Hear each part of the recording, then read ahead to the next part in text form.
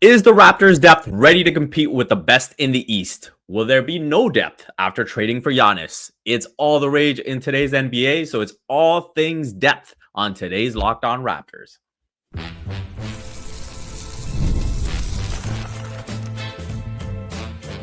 You are Locked On Raptors, your daily Toronto Raptors podcast, part of the Locked On Podcast Network. Your team every day. It's your favorite part of the day. Thanks for joining us here on Locked On Raptors, your team every day. On this Wednesday, June the 4th, it is the start of a new era. I am your host, Vivek Jacob. I've been covering the Toronto Raptors for 8 seasons across several outlets. You can follow it all on X or Twitter, Instagram, YouTube, and be sure to check out the Locked On Raptors Discord, where you can talk all things basketball, but especially the Raptors. All right, let's get this party started. Joining me on the show today is the Kyle Lowry of Locked On Raptors, the man who's been running point like a champ on this show, the one and only Sean Woodley. How are you doing, buddy? I'm good. It's great. I had to do so much less work to prepare today's show than usual. I guess we should fill the people in as to what's going on. I'll leave that to you, though, Mr. Host. Well, hey, if you want to, break down a bit of the big news, it's your news. And so that's why we're making this transition. I will let you go ahead and do that. Yeah, I feel like I said it on the show. I'm having a kid very soon. And as much as I would love to talk about a 30-win basketball team all summer long, I'm going to take the opportunity when the newborn comes to go and be a dad and stuff. And so I'm going to take a little hiatus from the pod. I'll still probably check in. If they trade for Giannis at some point, I will certainly be checking in. And we're not officially in full Big V is the captain now mode just yet, but wanted to get him some test touches beforehand. We're in the preseason for him, if you will. He's running the show. He's running the offense. Eventually he's going to take over once, I retire to the background for, a handful of weeks coming up very soon here, but you're killing it so far, buddy. I love it. Let's go. I mean, hey, I need all the practice touches I can get. All right, Sean, today's episode, as I teased earlier, it's all things depth. Are the young guys ready to be impactful? What's the gap between the Raptors' depth right now versus the Thunder and the Pacers? And lastly, we are going to get into the Giannis of it all. Ooh, and who we don't talk about Giannis on this podcast. Didn't you know that, Big V? We don't talk about him here.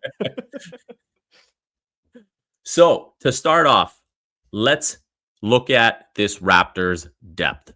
We've been watching the Thunder, the Pacers go on this great run to get to the NBA Finals. Everyone's talking about depth and how much it matters now. So how significant is the Raptors' depth right now? I feel like this is a team that is still very young when you look at that depth portion of it. And I think there's going to be growing pains. I think, we wanted to see opportunities for them this past season, or this season that's still ongoing till the finals are done. And we've had good moments for all of them, right? Jamal Shed, Jacoby Walter, Jonathan Mobo. Obviously, Grady Dick had the huge opportunity early on in the season. We didn't see much of him down the stretch, but I think all these young guys got some really good minutes. And so how much has that enticed you about what's possible next season? Yeah, it necessitates a lot of internal growth for sure, right? I think if you are optimistic, you are on the sort of positive end of thinking you're going to see positive steps forward from Grady Dick and Jacoby Walter and Jamal Shed. And I think to a lesser extent, Jonathan Mobo and Jamison Battle. I think you're banking on those guys a little bit less, maybe. Although with the lack of clear front court depth, which I'm sure we'll talk about, Mobo kind of turning himself into a really nice backup big would be really helpful for sure. I think maybe he's more of a longer term project though. But yeah, I think to me, the thing that is nice about the Raptors depth situation as it stands right now is they're insulated a little bit by what figures to be a pretty good starting five that's going to carry a lot of the minutes and burden. Quickly, Barnes, Barrett, Ingram, Pirtle, if those guys are healthy and on the floor together, you would figure they're all going to play north of 30 minutes a game.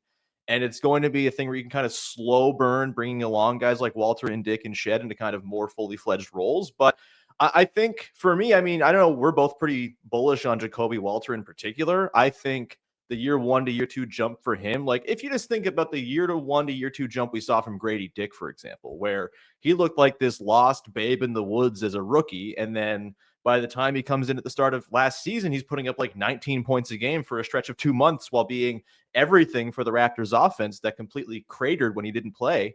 If you can get something resembling that kind of jump from Jacoby Walter, who I think brings a little bit more two-way juice, was a really good three-point shooter after a rocky start, after missing all of training camp and the first month of the season, I think you can kind of expect like a really, really effective player if that kind of leap comes in. You can't bank that on that. Of course, it's not all linear. It's not always going to go exactly the way you want. But I think if you think back to, previous versions of the Raptors, the 2016, 17, 18 kind of range, that was a team that was able to see pretty big jumps year over year from a lot of guys. And yes, Pascal Siakam and Fred VanVleet are once in a generation dudes in terms of their development paths individually. You had a lot of luck and a lot of things break right. But I think the sort of environment of the team, Darko Rajakovic, the developmental pixie dust going on here, I think it's actually fair to be optimistic in a way you maybe wouldn't have been if, say, Nick Nurse and his staff were overseeing the development of these young players. So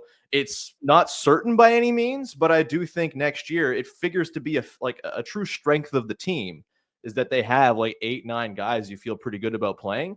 And you need that in the regular season. As you talked about, it's all the rage, right? Like if you are not deep, you can be you can have as great a 7-man rotation as you want in the playoffs. If you're not deep in the regular season, you're not going to find yourself in a position to be fresh and to succeed in the postseason. Not to mention, you're not going to be able to kind of uncover sort of gems throughout the regular season who might be able to play 10, 15 minutes for you in a pinch in a postseason series. And like Tom Thibodeau was without a job today, largely because of this very thing.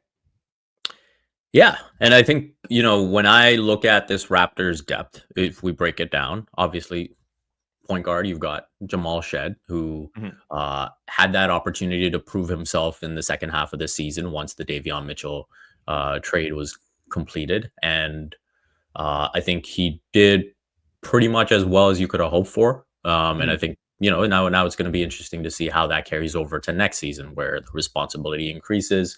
Some of it can be factored into, hey, who the opponents were and constantly facing those sub 500 teams. And so what is that going to look like over the course of an 82 game season? And we assess him against everyone and he becomes a bigger part of the scouting report. And that's going to apply to all these guys. Obviously, Ochai Agbaji is going to be in there, Jacoby Walter, Jonathan Mobo. And then you've got Grady Dick just kind of, moving around and hopefully getting some good looks off. We'll see what the staggering looks like. I think that's going to be a big part of assessing, how this whole can be greater than the sum of its parts. And, totally. To your point about that 2016 to 2018 reign for the bench mob, I think this is going to be a bit different in that you do need those key starters out there to help, kind of be the tide that lifts the boat. And so I think that's where you probably see the biggest difference. And I think, we're going to get into this in the next segment is just, as we go down the line, which of these guys are playoff proof. And we've had an episode about this, but, when you look at the Thunder, when you look at the Pacers, as you're working up to that level, it's going to be about, hey, what skills are you bringing to the table now? And what weaknesses can you mitigate? And I think that's going to be a fun segment that we can get into. For sure. I mean, it's like the whole thing. It's like the buzzword of the playoffs is like, it's a weak link league now, right? Like if you have guys who have obvious things that can be poked at, like that's going to be your downfall once you get into the deep parts of the playoffs. And look, for me, I mean, I'm okay to just like get to the playoffs and then figure all this out. And I think, I don't think there's any expectation or any illusions that the Raptors are going to be Pacers or Thunder good next season by any means, but it's all about that incremental growth and, kind of projecting how guys might fit in going forward. And like you want to have guys who can be on the floor, play two ways, not get run out of series because they have one glaring weakness or liability. And I think, we'll probably get into this when we talk about the Giannis of it all as well. But, what we just talked about in terms of the roster they have, it's going to change in some way, shape, or form, right? Whether it's they just bring in a couple of minimum guys, keep, Chris Boucher around. They obviously have the 9th overall pick to throw into this mix as well. which I think depending on who you take, you might get someone who's a little bit game ready, right? Like I talked about Cedric Coward yesterday and Kaman Malawash as my two favorite guys. If you get those guys, you drop them right into the rotation. They're probably playing from day one and helping you out with that depth. And maybe they're not playoff ready for a few years, but they're ready to go and they're kind of projecting to be that someday. And then if you make a Giannis trade, like that totally changes your depth as well. We talked about last week the possibility of turning RJ Barrett into a couple of depth pieces to kind of enhance this and maybe make more use out of that salary slot and turn it into a couple players who can help you with this depth thing. I mean, the depth thing is just like, it is the thing to come out of this playoffs, right? It's just like, you got to have a lot of good players. And, look, the Thunder are still playing like 7.5 guys right now in the postseason, right? Like Aaron Wiggins, Isaiah Joe have been run off the floor, but they don't get to 68 wins in the top seed in the Western Conference and a historic net rating without having a whole like horde of dudes they can throw in. And any one of those extra dudes, your sort of 8 through 11 guys, there's going to be little pockets of playoff series where, Jalen Williams is helpful here. Or, wow, Isaiah Joe had a heater and went nuts. Or Julian Strawther had himself a crazy game and saved a playoff series for the Nuggets, at least for a hot minute. Like the regular seasons where you got to find those guys for sure. And I'm curious to see how many more guys the Raptors add to this mix, or if they find themselves a little thinner after making a potential large trade for one rather large player who, we don't talk about on this podcast, of course. We are going to get into that and more on the other side. Let's talk about something that doesn't get talked about enough: men's mental health. There's this pressure to always keep it together, to perform, provide, and never show weakness. But the truth is, real strength comes from opening up and taking care of your mental well-being. Every year, 6 million men in the US experience depression, and many go undiagnosed. But talking to someone, a friend, a loved one, or a therapist can make a huge difference. Therapy isn't just for crisis moments. It's great for learning how to set boundaries, build healthy coping tools, and be the best version of yourself. With over 35,000 licensed professionals, BetterHelp makes it easy to find a therapist who understands you. You can connect from anywhere, switch therapists at any time, and fit sessions into your schedule with just a click. As the largest online therapy provider in the world, BetterHelp can provide access to mental health professionals with a diverse variety of expertise. Talk it out with BetterHelp. Our listeners get 10% off their first month at betterhelp.com/lockedonnba. That's BetterHelp, HELP.com/lockedonnba.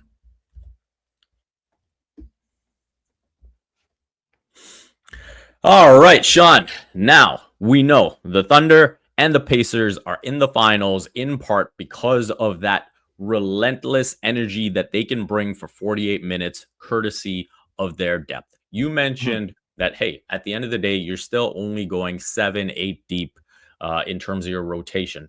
But I think what's big is that with pretty much any championship contender, when you have the depth, it's about who that 6th, 7th, 8th, or maybe specifically the 7th or 8th guys end up being, right? Yeah, and for sure. You talk about a championship team being in the mold of a Swiss Army knife. And so when you have legitimate depth from 7 to 10, that's when you can pick and choose in each series what you need. And so you can come in and have, a Thomas Bryant come in and knock down a few threes. You can have, let's face it, the Knicks didn't rely on their depth, but when it came down to it, when it, push came to shove and Tom Thibodeau was pushed between a rock and a hard place, he did go to DeLon Wright and Landry Shamet and got some good minutes out of those guys. And I think that's part of, it kind of validated what, Leon Rose and the front office was thinking about all season, where they were like, hey, you've had these guys. You should have trusted them all along. Yeah. And so I think that's the aspect that as you're building into a playoff team, into a contender, that's where you need to have depth that goes 10 deep, even if when push comes to shove in the playoffs, you end up using 7 or 8. Sure. Yeah, for sure. Like, versatility is the name of the game. And look, some teams, like, for example, let's throw out the championship Raptors from 2019. Like, they didn't really play more than 8 guys that entire run, but the 6, 7, 8 guys they had all allowed them to play with different lineup types, right? Like Serge Ibaka was this beautiful luxury where you could roll him out as a solo big and more shooting at friendly lineups. You could do the double big thing that won them series with Ibaka and Gasol. Norm Powell obviously is this sort of like, spark plug coming in. Fred VanVleet could run the 1 guard lineups, the 2 guard lineups. You could run your bench when Kyle was sitting, like all this stuff. Yeah, like the best teams have multiple ways they can deploy their roster and play around and sort of confront matchups and problem solve on the fly. And yeah, like with the Raptors, I don't know how you feel about like the sort of versatility their bench guys provide them. I think they're in like a decent place in the backcourt. Front court wise, I think they could really use a whole lot of different kind of looks, but I'm curious how you'd kind of grade out how their deep bench versatility does compare to the Pacers and Thunder, who are obviously kind of the gold standard right now. Yeah, I think I'm with you. I think the front court definitely needs to be addressed. I think that's why even in looking at prospects at number 9, I've kind of zoomed in on, who is the best center fit, because I do think that's a position that needs to be addressed. I think that, the other interesting, I guess, tone pattern that has emerged in watching the Thunder and Pacers make their run is just, depth isn't just about evaluating the bench pieces. Right. And I think with the Raptors, it is about evaluating, right now, what the players kind of rank out as beyond Scotty and Ingram. Sure. Right. And if that's kind of your big 2 right now, how does it extend beyond that? So if you're looking at the Pacers, for example, right, obviously Tyrese and Pascal are their main 2 guys. And, you have a certain level of expectation that comes with Miles Turner. But Andrew Nembhard and Aaron Nesmith are very much role players, even though they're in the starting lineup, right? And so I think where the Pacers are able to, stack themselves up in any series is it's like, okay, yeah, you know what? SGA is going to be the best player in the series. And they can go into a Cavs series and be like, okay, Donovan Mitchell might be the best player in the series here. But who's the second best guy? Who's the third best guy? Who's the fourth best guy? Who's the fifth? And that's kind of where that relentlessness wins out. And that's where, they're able to win the margins and they're able to get into this amazing transition game because they just have so much energy. And it's like, we're just going to beat you in so many other areas where we mitigate that gap that might be there at the very top.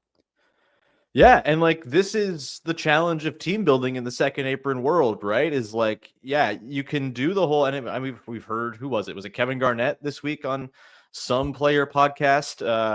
There's a bazillion of them. It was basically like the big 3 era is dead. Like, yeah, that's true. Like it is. Like we saw it with the Sixers this year, right? Like you can have all the great top end talent in the world, or we saw it with the Bucks. Like Giannis is incredible. But if you don't have enough to fill in like a proper starting 5 without weaknesses, then, the regular season is going to be harder for you. In the playoffs, you're just going to be drawing dead because these other teams can just kind of beat you at all these positions. And if it is, in fact, the weak link league now, like you just can't go rolling out lineups with guys who are just such obvious sores to go and poke at.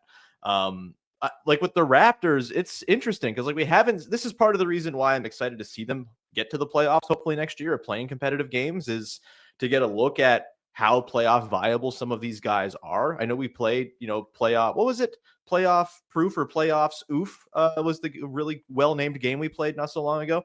I think we said Ingram and Barnes for sure are playoff proof. I think Pirtle for the most part is like, there are going to be matchups where it doesn't quite work, but he can play probably 25 minutes in a playoff series and you feel fine about it.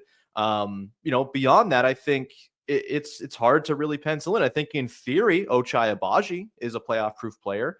Maybe not quite on the level of a Nesmith, but kind of in that vein of, hey, he hits threes and can finish at the rim and kind of do a little bit once in a while with the ball to keep the sequence going, and he can defend. And like that is, I think, a recipe to stay on the floor in the postseason.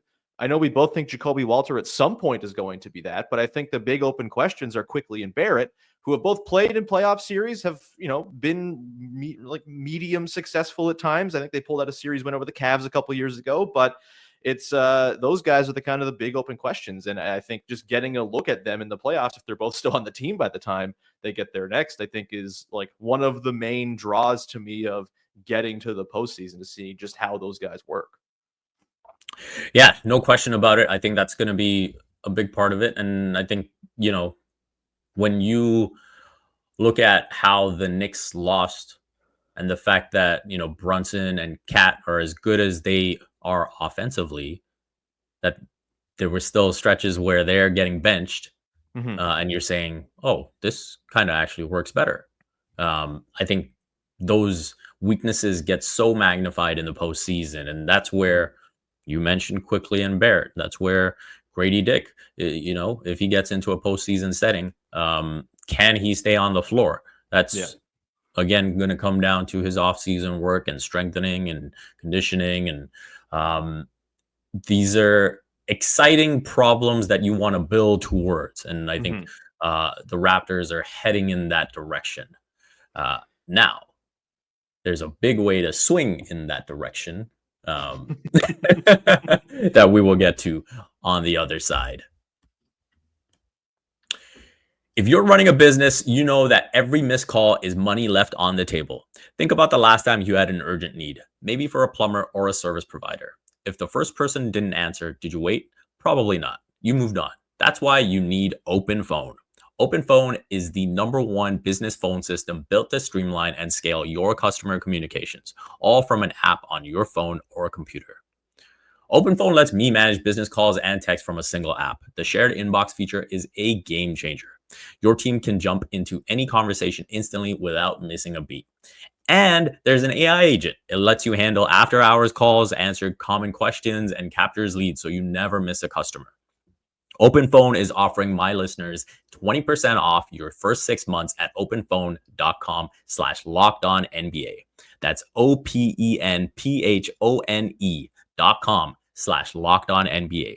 And if you have existing numbers with another service, Open Phone will port them over at no extra charge. Open Phone, no missed calls, no missed customers.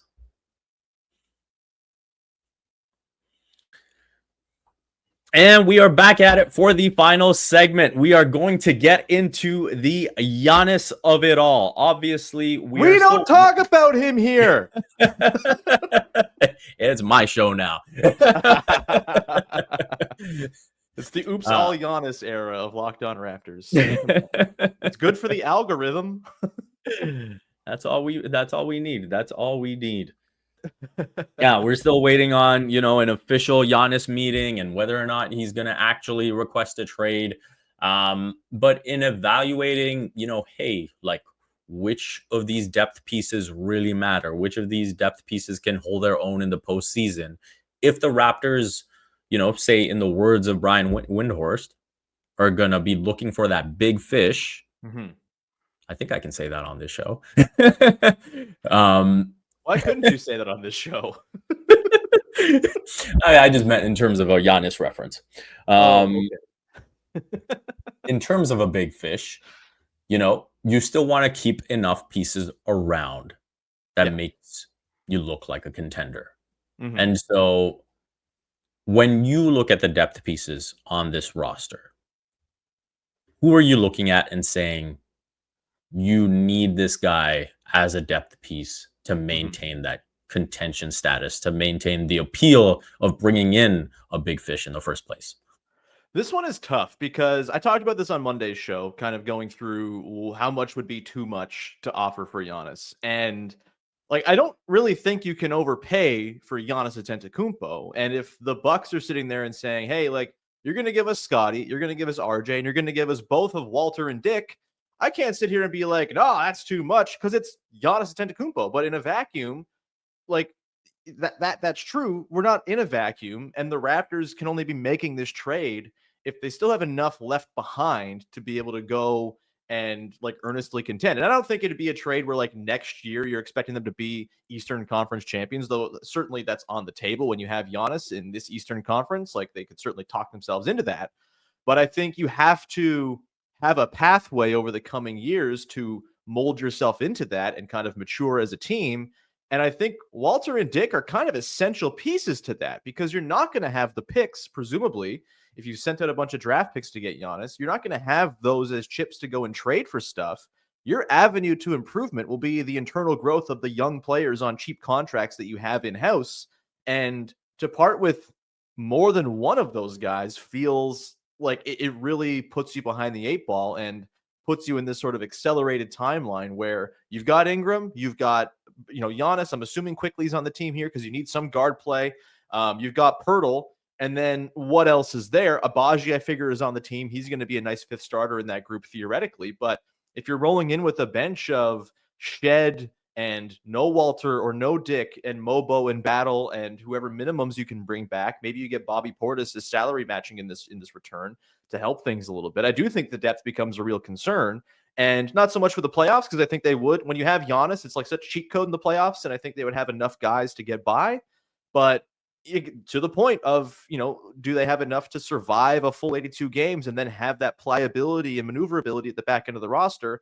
I think there's some pretty real questions there. If it's more than like two players going out for Giannis, I think it becomes, not impossible to justify by any means. I still think end of the day, you get Giannis and figure it out. But I do think, like, for those who are the detractors of the deal, I understand the concept of if you give up too much, you're just not going to have enough left over to have the requisite depth in a league that clearly requires that you have a lot of depth.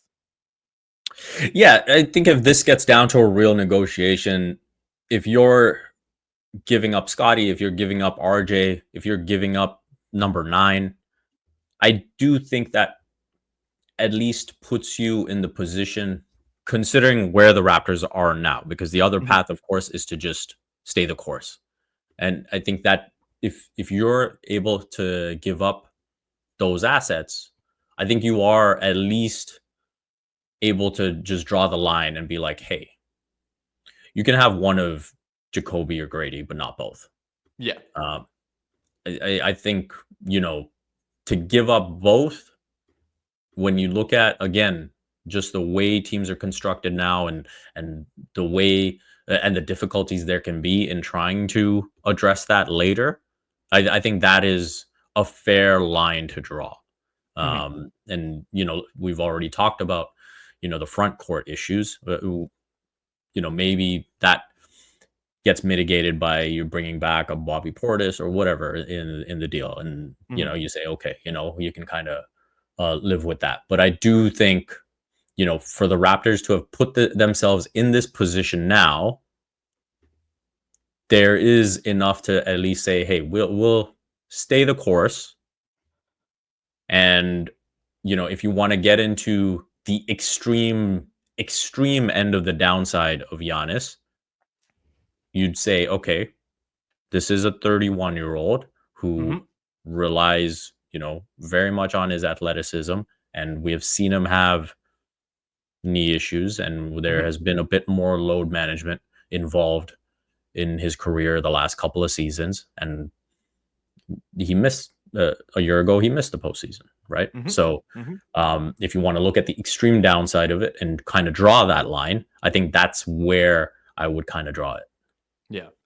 Yeah, I'm of the mind here, like, look, I would love if they could go get Giannis Antetokounmpo. When that guy's available, if you're not trying to get him, you're not trying to do your job, because he's one of the best players alive and all of that.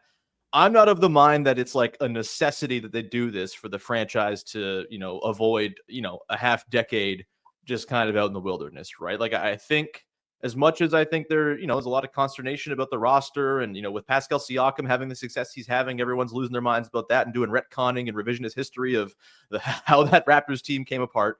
I think the roster is in a place now where they can sort of project forward and say, hey, like, we might not have the super high-end talent, but we are going to have functional depth. We are going to have a lot of guys who, in theory, become like attractive trade pieces down the line. If it's not Giannis, we can try to do it again some other year. And if we can't, then hey, like, we can still build a pretty fun, functional, good team in an Eastern Conference where being a good team is like not going to be that hard. Like, it's yes, it's a bit of a cheat code, and maybe you're kind of, maybe you're the 17th best team on the whole in the NBA, but you're the 5th or 6th seed in the Eastern Conference. Like, I'm sorry, like, I don't feel any shame about that. You're in the Eastern Conference, you deal with it, you play the hand you're dealt. And if you're able to kind of be a relevant playoff team year in, year out with maybe a less overall talented roster, but a deeper roster, I think that's a totally fine way for this to all transpire. Yeah, I do think there's, more than enough here. I think there's an excitement that we've all had, from watching a good portion of this season and saying, hey, how does this continue to build out? And the other side of this to consider is, again, when we've referenced these teams that have emerged towards the top, is like there has been a patience aspect, right? Mm-hmm. And I do think that's the other side of it. It's like, hey, you didn't, go through everything you went through the last few years to suddenly make a deal that brings in a big fish, but you're also not a contender. Yeah. And I recognize that, there's a lot of sharks seeing blood in the East right now after the Tatum injury and feeling like, okay, if the Pacers got there, why can't we? Sure. But I do think you've still got to be a bit responsible about how you assess your current assets. Giannis, top 3 player in the league. You definitely, get in there and see what it would take. But I do think the Raptors are also in a position to say, hey, this is kind of where we draw the line. I think there's enough good depth pieces to value. Yeah. And I don't know if there's anything you have to add. Well, I was going to do one thing. So last night I was on a train and I had way too much time on my hands and I was fiddling around with the trade machine a little bit. I sent this to you in a text and you said, I need to read this in the morning. This is too much.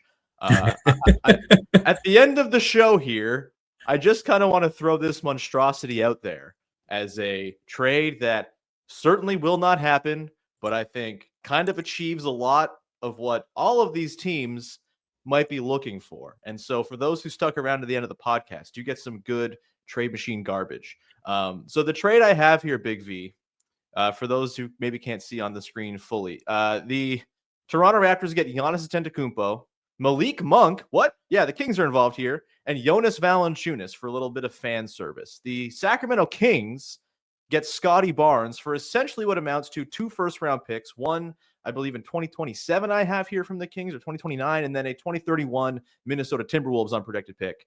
That goes to the Raptors, that then gets rerouted to the Milwaukee Bucks. The Bucks get 4 first-rounders from the Raptors, including this year's number 9 pick. They get those 2 Kings picks, one of them being a Wolves pick in 2031. And then they get RJ Barrett, DeMar DeRozan, Grady Dick, and AJ Lawson to make the salaries work.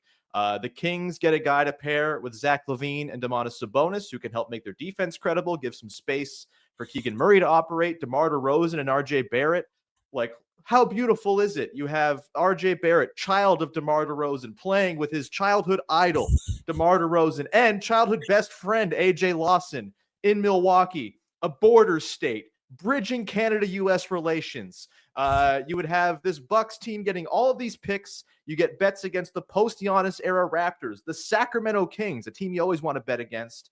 And, of course, you get that pick from the Wolves in 2031. Could be the post-Ant Edwards Wolves. Who knows? That's so far in the future. You get 6 unprotected firsts, kind of shots all around the league against different teams, which they need badly because they don't have their own picks. Maybe they trade some of those picks to the Pelicans or the Blazers for their own picks backs.